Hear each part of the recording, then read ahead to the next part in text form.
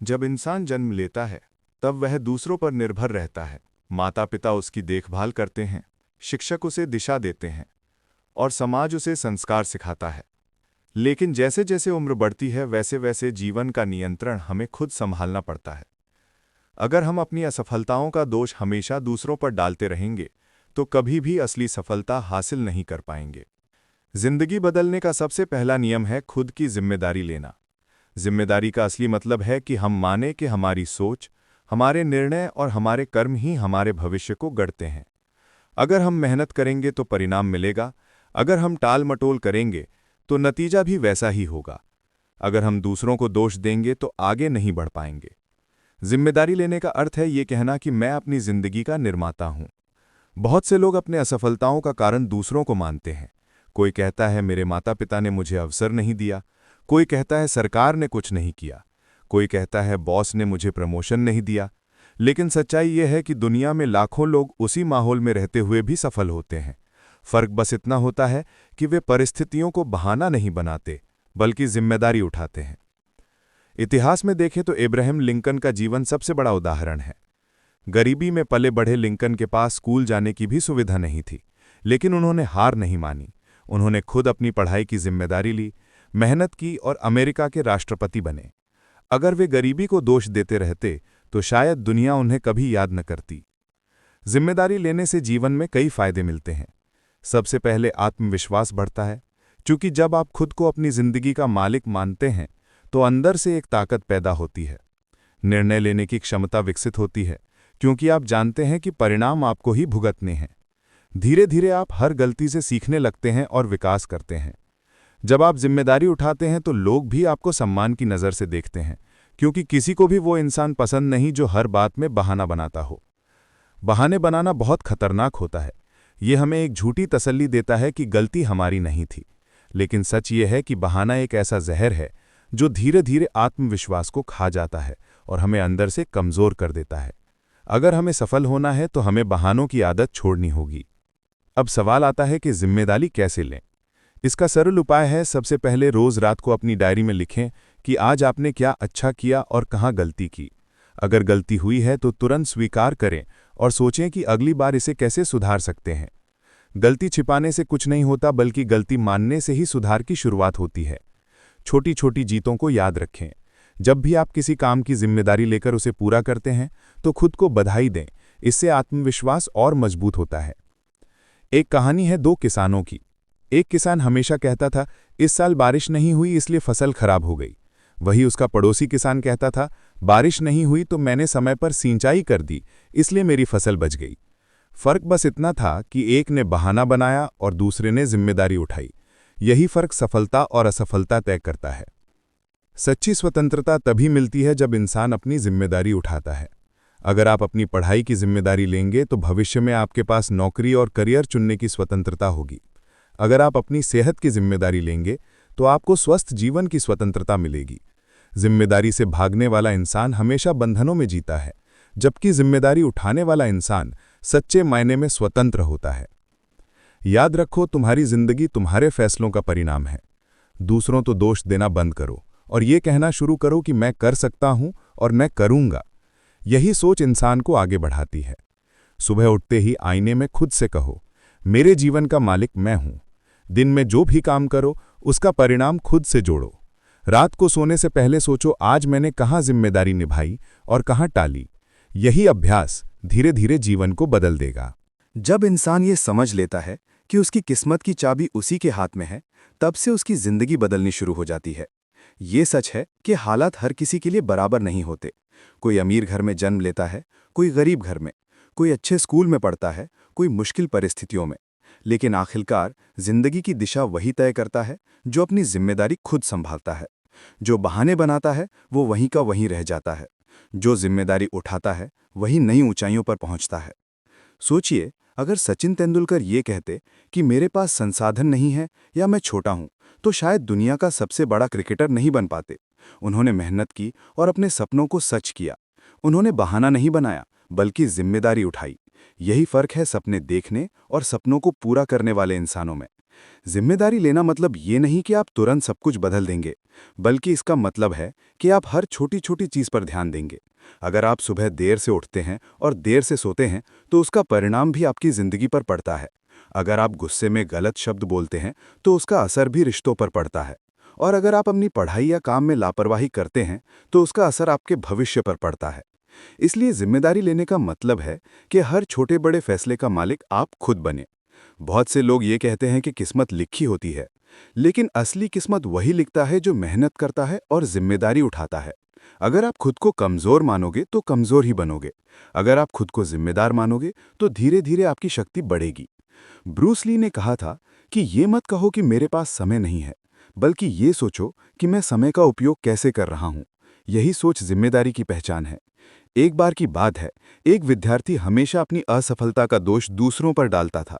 कभी कहता शिक्षक अच्छे नहीं थे, कभी कहता घर का माहौल सही नहीं था। एक दिन उसके गुरु ने उसे एक दर्पण दिया और कहा, हर बार जब असफल हो तब इस दर्पण में देखो और सोचो गलती कहाँ है। धीरे धीरे उस विद्यार्थी को समझ में आया कि गलती बाहर नहीं बल्कि अंदर है। और जब उसने खुद को सुधारना शुरू किया तो उसका जीवन बदल गया। जिम्मेदारी लेने से इंसान मजबूत बनता है, क्योंकि वो जानता है कि उसका भविष्य किसी और के हाथ में नहीं है, बल्कि उसके खुद के हाथों में है। ये सोच ही इंसान को आत्मनिर्भर बनाती है। जब तक हम दूसरों को दोष देते रहते हैं, तब तक हम अपने अंदर की शक्ति को पहचान ही नहीं पाते। लेकिन जैसे ही हम ये कहते हैं कि हाँ, ये गलती मेरी थी और इसे सुधारना भी मुझे है, तब से असली विकास शुरू होता है। हमारी जिंदगी की सबसे बड़ी सच्चाई ये है कि हम वही बनते हैं जो हम सोचते हैं। अगर हम सोचेंगे कि सब कुछ दूसरों की वजह से हो रहा है, तो हम कभी आगे नहीं बढ़ पाएंगे। लेकिन अगर हम सोचेंगे कि हर परिणाम मेरी मेहनत का फल है, तो हम धीरे धीरे अपनी दिशा खुद तय करेंगे। जिंदगी हमें मौके देती है, लेकिन उन मौक़ों का फायदा वही उठा पाता है जो जिम्मेदारी उठाने को तैयार होता है। समय की सबसे बड़ी खूबी ये है कि ये सबको बराबर दिया गया है, लेकिन इसकी सबसे बड़ी कठिनाई ये है कि ये कभी रुकता नहीं है। यही वजह है कि जो लोग हर पल का सही उपयोग करते हैं वे आगे निकल जाते हैं, और जो लोग समय को हल्के में लेते हैं वे पीछे छूट जाते हैं। एक साधारण किसान से लेकर बड़े उद्योगपति तक और एक विद्यार्थी से लेकर बड़े वैज्ञानिक तक, सभी के पास दिन के 24 घंटे ही हैं। फर्क बस ये है कि कोई सुबह देर से उठता है और वक्त गंवा देता है, कोई सुबह सूरज उगने से पहले उठ जाता है और उस समय को अपनी प्रगति के लिए लगा देता है। समय के महत्व को समझाने के लिए एक साधारण उदाहरण है। एक व्यक्ति रोज सुबह जल्दी उठकर 1 घंटा पुस्तक पढ़ता है और दूसरा व्यक्ति वही 1 घंटा सोने में बर्बाद कर देता है। 1 साल बाद पहला व्यक्ति 300 से अधिक घंटे का अध्ययन कर चुका होगा, जबकि दूसरा व्यक्ति कुछ भी नया नहीं सीखा होगा। यही फर्क धीरे धीरे उनके पूरे जीवन की दिशा बदल देगा। कहते हैं कि समय प्रबंधन केवल अमीरों या बड़े लोगों का काम है, लेकिन सच ये है कि समय प्रबंधन हर उस इंसान का काम है जो अपने जीवन को बेहतर बनाना चाहता है। जब आप अपने दिन की योजना बनाते हैं तो आप खुद को एक दिशा देते हैं, और दिशा ही मंजिल तक ले जाती है। बिना दिशा का जीवन बहती नाव की तरह है, जो लहरों के सहारे कहीं भी पहुंच सकती है, लेकिन कभी अपनी मंजिल तक नहीं। समय को सही दिशा देने के लिए सबसे पहला कदम है सुबह की शुरुआत को मजबूत बनाना। अगर आप सुबह उठते ही मोबाइल या टीवी में समय बर्बाद करते हैं तो पूरा दिन उसी आलस और लापरवाही में निकल जाता है। लेकिन अगर आप सुबह ध्यान, योग, पढ़ाई या किसी रचनात्मक काम में समय लगाते हैं तो आपका पूरा दिन उत्पादक और संतुलित बन जाता है। महान व्यक्तियों की आदतों में एक चीज हमेशा मिलती है कि वे सुबह जल्दी उठते हैं। महात्मा गांधी सूरज उगने से पहले उठ जाते थे। एपीजे अब्दुल कलाम दिन का हर मिनट तय करके जीते थे। स्टीव जॉब्स ने कहा था कि अगर ये मेरा जीवन का आखिरी दिन होता तो मैं क्या करता। यही सोचकर वो अपने दिन की योजना बनाते थे। यही वजह है कि समय का सही उपयोग उन्हें दुनिया में अलग पहचान दिलाता है। समय का सही उपयोग करने का दूसरा नियम है प्राथमिकताओं को तय करना। अक्सर लोग छोटी छोटी चीज़ों में उलझकर बड़ा नुकसान कर बैठते हैं। हमें यह समझना होगा कि कौन सा काम हमारे लिए वास्तव में ज़रूरी है और कौन सा काम इंतज़ार कर सकता है। अगर हम हर छोटे काम में समय गंवाते रहेंगे तो बड़े काम कभी पूरे नहीं होंगे। एक कहानी है एक प्रोफेसर की, जिसने अपनी कक्षा में एक बड़ा जार रखा और उसमें बड़े पत्थर डाले।